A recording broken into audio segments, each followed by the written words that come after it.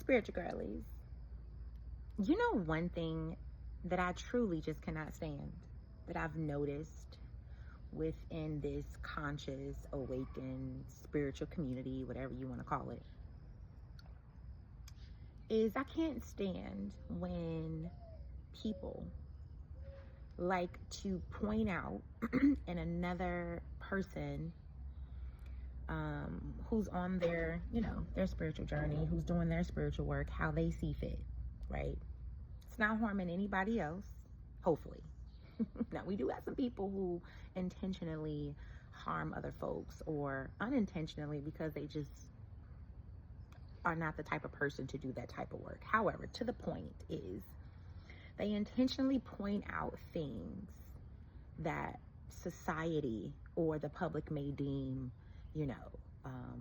ratchet, ghetto, rude, drama, chaotic.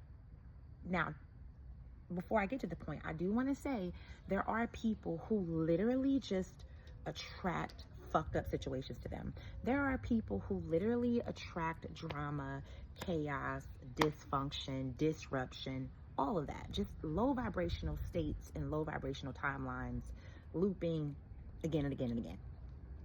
But I'm talking to the people who are generally, okay, up and up, high energy, high frequency,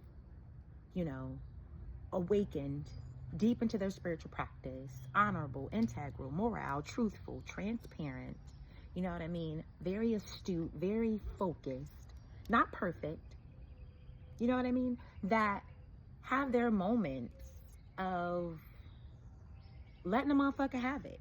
Or, I don't know, pulling a Glock out.